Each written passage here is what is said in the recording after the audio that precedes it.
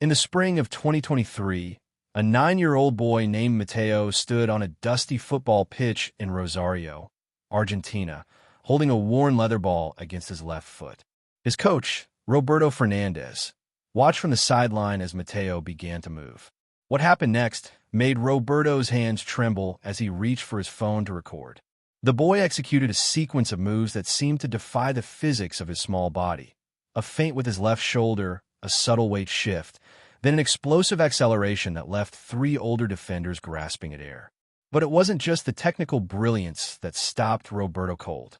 It was the style, the signature moves, the exact body positioning of Diego Maradona during his prime years with Boca Juniors. After training, Mateo approached his coach with an unusual calmness for a child his age. "I've done this before," he said quietly. "I remember doing this in a blue and yellow jersey. I remember the feeling of the crowd. I remember being Diego." Roberto felt the hair on his arm stand up. This wasn't the first time Mateo had said something like this. Over the previous 6 months, the boy had made increasingly specific claims about having lived as Diego Maradona in a previous life. Claims that his mother, Carmen, had initially dismissed as childhood fantasy inspired by Argentina's endless devotion to their greatest football icon. But the details kept coming. Details that didn't match the sanitized, highlight reel version of Maradona that dominated popular media. Mateo would describe the texture of specific training grounds, the smell of leather boots mixed with liniment in locker rooms, the particular ache in his left ankle after matches.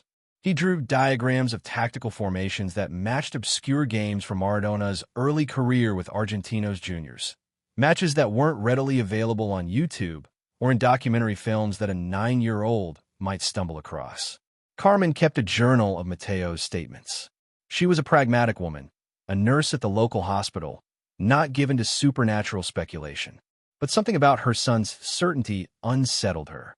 She reached out to Dr. Elena Rodriguez, a clinical psychologist at the University of Buenos Aires who had studied cases of claimed past life memories in children. Dr. Rodriguez had published papers examining these phenomena through both psychological and anthropological lenses, approaching each case with methodical skepticism tempered by intellectual openness. Their first meeting took place in Carmen's modest apartment in Rosario, 3 blocks from where Diego Maradona had grown up in Villa Fiorito decades earlier. Dr. Rodriguez sat across from Mateo at a small kitchen table, a voice recorder between them. She began with baseline questions, Mateo's earliest memories from his current life, his family history, his exposure to football culture. Then she shifted her approach. "Tell me about the first time you remember playing football," Dr. Rodriguez said. Mateo's eyes became distant. He described a dirt lot in Villa Fiorito, the feel of a makeshift ball constructed from rags and tape, the way older boys would try to take the ball from him, but couldn't. He described his childhood friend, a boy named Goyo, who always played goalkeeper. Dr. Rodriguez made notes without reaction. Later research would confirm that Gregorio Goyo Carrizo had been Maradona's closest childhood friend and regular goalkeeper during their street football games, a detail mentioned in only one obscure Spanish-language biography that had never been translated or widely circulated. Over subsequent sessions, Dr. Rodriguez developed a verification protocol. She showed Mateo photographs of various football stadiums from the 1970s and 1980s, mixing venues where Maradona had played with similar-looking stadiums he'd never visited. Mateo identified La Bombonera in Buenos Aires, but more remarkably, he pointed to a photograph of the now-demolished Argentinos Juniors Stadium and described the location of the visiting team's locker room, including a broken tile near the shower that he claimed had cut his foot. Stadium employees who'd worked there in the late 1970s later confirmed that such a broken tile had existed in that exact location. The investigation deepened when Dr. Rodriguez contacted Fernando Signorini, who had been Maradona's personal fitness trainer for over 2 decades. At first, Signorini was skeptical, even dismissive. The world was full of Maradona imitators and delusional fans. But Dr. Rodriguez proposed something specific, a blind test involving tactical knowledge that only someone with Maradona's intimate understanding of football would possess. She arranged for Mateo to watch footage of a 1981 match between Boca Juniors and River Plate with the sound muted and no identifying information. She asked Mateo to describe what was happening from the perspective of the player wearing number 10 for Boca. Mateo watched for several minutes, then began speaking. He described his frustration with a midfielder who kept drifting out of position, leaving defensive gaps. He explained why he dropped deeper in the 37th minute. Because the opposing team had shifted to a more aggressive pressing formation and someone needed to provide an outlet for the defense. He described a specific pass he'd attempted in the second half that hit the crossbar, remembering the exact feeling of misstriking the ball slightly, knowing even as his foot made contact that the trajectory would be wrong. When Dr. Rodriguez later reviewed match reports and spoke with Signorini, every tactical observation aligned perfectly with Maradona's known playing style and the actual events of that match. Signorini agreed to meet Mateo in person. The session took place at a private training facility outside Buenos Aires. Signorini brought several of Maradona's former teammates, including Jorge Valdano, who played alongside Diego during the 1986 World Cup. They approached the meeting with curiosity mixed with protective skepticism. Diego had been their friend, and the idea of some child claiming to be him felt potentially disrespectful. But when Mateo stepped onto the training pitch, something shifted. Valdano later described it as witnessing muscle memory that couldn't be taught. The precise way Mateo positioned his body when receiving a pass on his left foot, the specific angle of his shoulders when preparing to change direction. These weren't moves that children learn from watching videos. They were the minute physical adjustments that separated ordinary players from geniuses, details visible only to those who trained alongside Maradona for years. During a break, Mateo sat with the former players and began describing moments from the 1986 World Cup. Not the famous goals that everyone knew, but the quiet moments between matches. He talked about a conversation in a hotel room after the quarterfinal against England, when Diego had felt overwhelmed by the pressure and the political weight of the Falklands War context surrounding that match. Valdano's face went pale. That conversation had happened. He'd never spoken about it publicly. Only 3 people had been in that room. Dr. Rodriguez documented these sessions meticulously. She remained committed to exploring conventional explanations, cryptomnesia, where forgotten memories resurface as seemingly new information, elaborate confabulation driven by cultural immersion in Maradona mythology, even the possibility of coaching by adults with ulterior motives. She interviewed Carmen extensively, examining Mateo's media exposure and social environment. Carmen maintained detailed records of her son's television viewing, his internet access, the books in their home.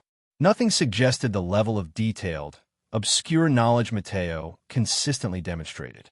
The psychological evaluation revealed a child of normal intelligence and emotional development. Mateo showed no signs of dissociative disorders, fantasy proneness, or the need for attention that might drive elaborate fabrication. In fact, he seemed somewhat burdened by his memories, particularly as he grew old enough to understand the tragic aspects of Maradona's later life, the addiction struggles, the health problems, the complicated personal relationships.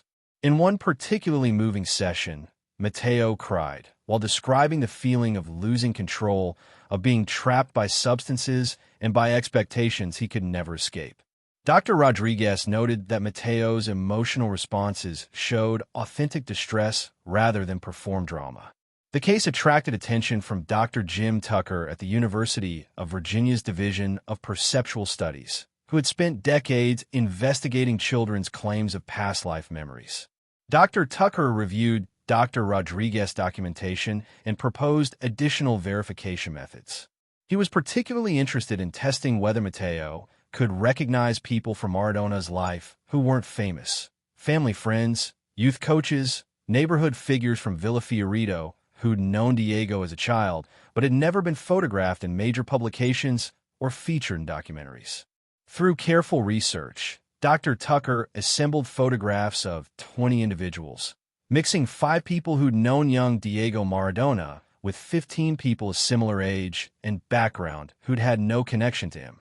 The photographs showed only faces with no contextual information. Matteo identified 4 of the 5 correctly, providing names or specific relationship details for each. For one person, he said, "That's Don Alfredo. He fixed bicycles. He gave me my first real football when I was 6. Research confirmed that Alfredo Mercado, a bicycle repairman in Villa Fiorito, had indeed given young Diego Maradona a new football in 1966. The investigation reached a critical juncture when Dr. Rodriguez contacted Dalma and Johnina Maradona, Diego's daughters. The request was delicate, potentially painful. The Maradona family had endured years of people claiming various connections to Diego, biological children, spiritual channelers, business partners with dubious contracts. They had every reason to dismiss this case as another exploitation attempt. But something in Dr. Rodriguez's careful documentation gave them pause. They agreed to a private meeting away from media attention, with the explicit understanding that they could terminate the interaction at any point. The meeting took place in Buenos Aires in October 2023. Dalma and Johnina arrived with their own skepticism and grief. Their father had died in November 2020, and the loss remained raw. Matteo seemed nervous, which Carmen noted was unusual for him in these situations. For several minutes, no one spoke. Then Johnina asked a question. "What did you call me when I was very small?" "Not my name. The nickname." Matteo didn't hesitate. "Johnny-Nita." "And I called Dalma Dalmada. But there was another name, something private. I called her Mi Soul because she always smiled." Janina's eyes filled with tears. Her father had called her Johnny-Nita, and he'd privately called Dalma Mi Soul, "my son," a detail never mentioned in any biography or interview. It was a family intimacy, something shared only within their private world. The conversation continued for over 3 hours. Matteo described memories of the Maradona daughters as young children, specific toys they'd owned, a particular game Diego had played with them involving hiding plastic animals around their Buenos Aires apartment. He recalled the feeling of overwhelming love mixed with constant absence, the guilt of being away for tournaments and training camps, the desperate desire to be a better father than his career allowed. These weren't the sanitized memories of a football icon. They were the complicated, emotionally textured recollections of a man who'd struggled to balance extraordinary talent with ordinary human relationships. At one point, Dalma asked Matteo about the famous Hand of God goal against England. Most people assumed this would be the memory a child claiming to be Maradona would emphasize, the controversial triumph, the moment of divine intervention or deliberate cheating, depending on perspective. But Matteo's response surprised everyone in the room. "I remember feeling scared right after," he said quietly. "Scared that the referee would see it. And then when he didn't, I felt this mix of relief and something else. Like I'd gotten away with something, but it also felt wrong. I justified it because of the Falklands, because of everything political. But part of me always knew. This psychological complexity, the internal conflict rather than simple triumph, resonated with those who'd known Diego intimately. It suggested access to internal emotional states that no highlight reel could capture. Dr. Tucker analyzed the case through the lens of similar investigations he'd conducted over 4 decades. He identified several factors that strengthened the evidential value of Matteo's claims. First, the timing. Matteo's memories had emerged around age 3, consistent with patterns in other documented cases where children claimed past life recall. Second, the emotional consistency. Matteo's distress when discussing Maradona's struggles with addiction mirrored the pattern of children carrying emotional residue from previous lives, particularly traumatic or unresolved elements. Third, the specificity of verifiable details that exceeded what would be available through normal information channels, especially for a young child with limited internet access and non-English speaking background that would restrict access to international documentary sources. But Dr. Tucker also emphasized the epistemological limits of such investigations. Even the strongest case couldn't conclusively prove reincarnation versus other potential explanations, super ESP, where consciousness accessed information through means beyond current scientific understanding, collective unconscious in the Jungian sense, or mechanisms of consciousness transfer that didn't fit conventional reincarnation models. The evidence suggested something anomalous was occurring, but the precise nature of that anomaly remained uncertain. The football community's response varied dramatically. Some former teammates and coaches saw in Mateo an inexplicable continuation of Diego's essence.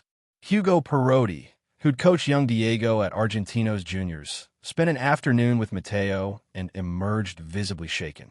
The way he touches the ball, Perotti said later, it's not just similar. It's the same. I've coached thousands of boys. I've never seen anyone replicate that touch naturally, without years of specific training to mimic it. Others remained skeptical, attributing Mateo's abilities to natural talent combined with cultural immersion in Maradona's legacy. In Argentina, Diego was everywhere: murals, television retrospectives, endless debate about his greatest goals. Perhaps, these skeptics argued, Mateo had simply absorbed more than anyone realized. Dr. Rodriguez explored this alternative explanation systematically. She conducted experiments testing Mateo's knowledge against control groups, children of similar age and background, including some who were passionate Maradona fans with extensive exposure to documentaries and biographical material. The control group children could identify famous goals and well-known biographical facts, but they couldn't provide the obscure tactical details, the personal emotional memories, the specific sensory information that Mateo offered consistently. The gap between Mateo's knowledge and what highly informed fans knew suggested something beyond cultural osmosis. As the investigation continued into 2024, certain aspects of Mateo's experience began to fade, a pattern documented in similar cases worldwide.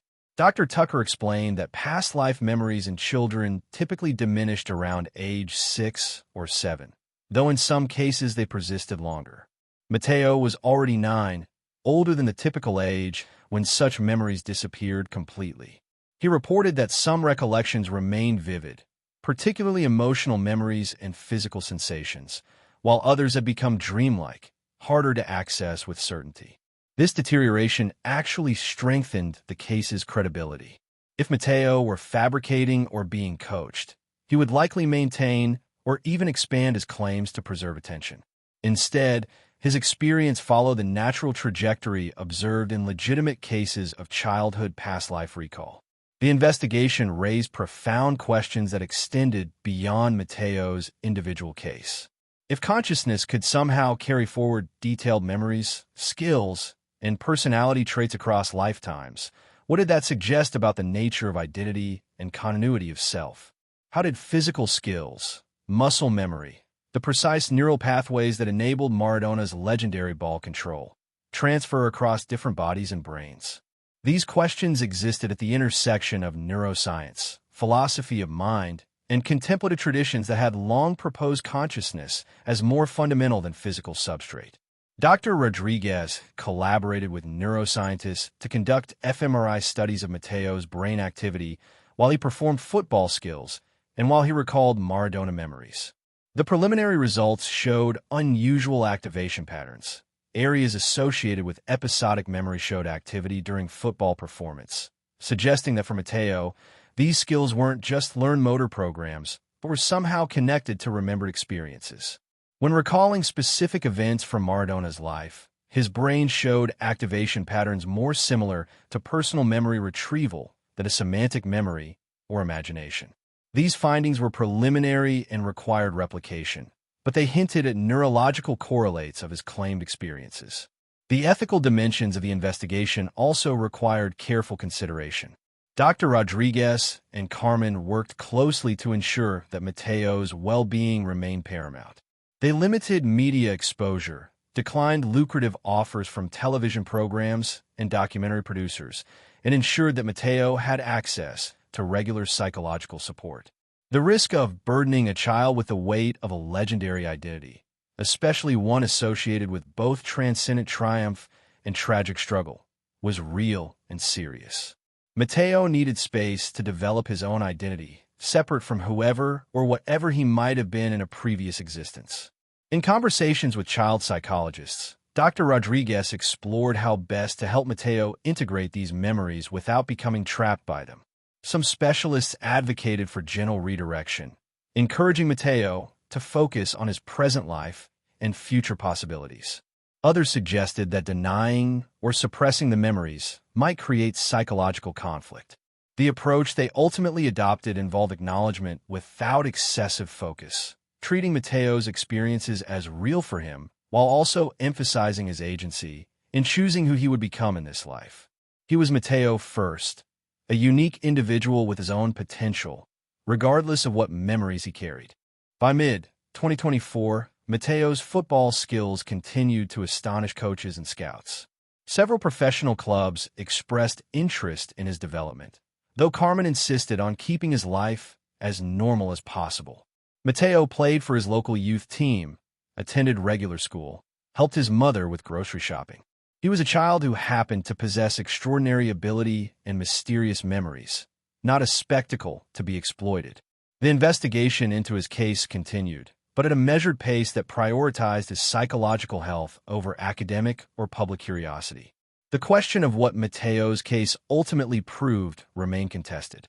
Skeptics pointed to the impossibility of completely ruling out normal explanations, no matter how improbable. Perhaps Matteo had been exposed to obscure sources no one had identified. Perhaps his natural talent combined with unconscious information processing created the appearance of past life knowledge. Perhaps the pattern matching of researchers and witnesses amplified coincidental similarities in a seemingly impossible specificity. These objections couldn't be dismissed entirely. Science demanded extraordinary evidence for extraordinary claims, and the threshold of proof for something as radical as reincarnation or consciousness transfer remained necessarily high. Yet those who'd witnessed Matteo's knowledge firsthand, including hardened skeptics like Valdano and Signorini, struggled to maintain absolute doubt.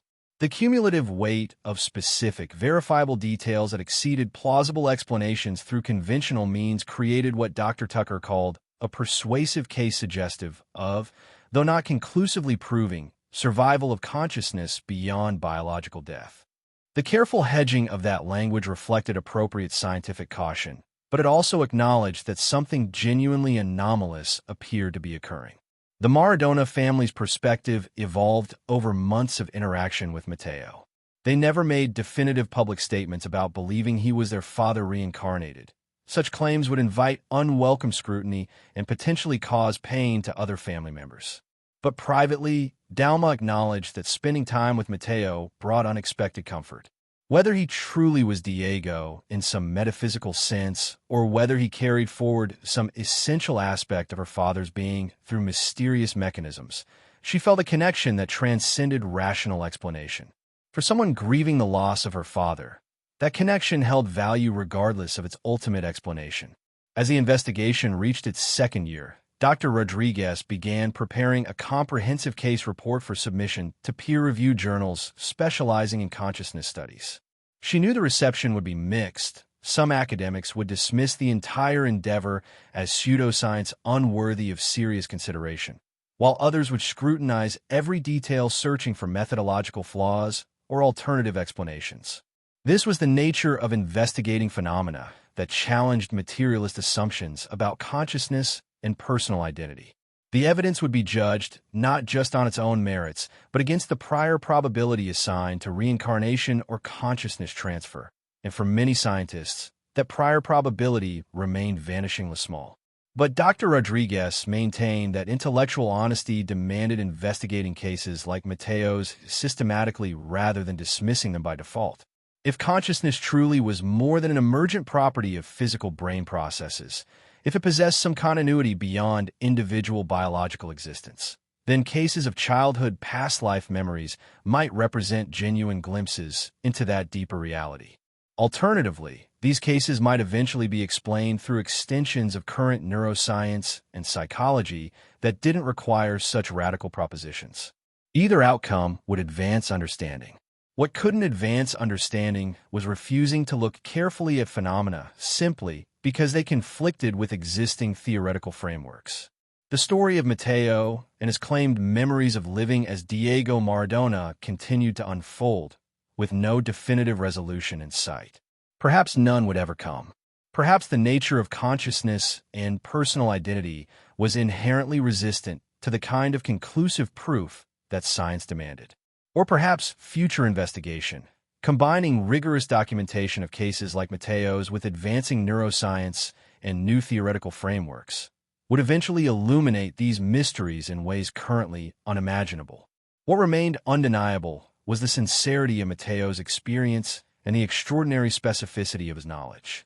Whether that knowledge derived from a previous life as Diego Maradona, from some other mechanism of consciousness yet to be understood, or from an elaborate confluence of normal factors that created the appearance of impossibility, his case stood as a reminder that human consciousness held depths that current understanding had barely begun to fathom. In a world increasingly committed to materialist reductionism, cases like Mateo's insisted that mystery still existed at the heart of human experience, and that mystery deserved not dismissal but careful, open-minded investigation. If stories like Mateo's intrigue you, if you find yourself drawn to these investigations at the frontier of consciousness and memory, then subscribe to this channel. We're committed to documenting these cases with rigor and respect, following the evidence wherever it leads without predetermined conclusions. Each story we investigate adds another piece to the larger puzzle of what consciousness is and what it might be capable of beyond the limits we assume. Join us on this journey into the mysterious borderlands where science meets the extraordinary, where careful documentation confronts phenomena that challenge everything we think we know about identity, memory, and the nature of being human. Subscribe now, and together we'll continue exploring these profound questions that may reshape our understanding of consciousness itself.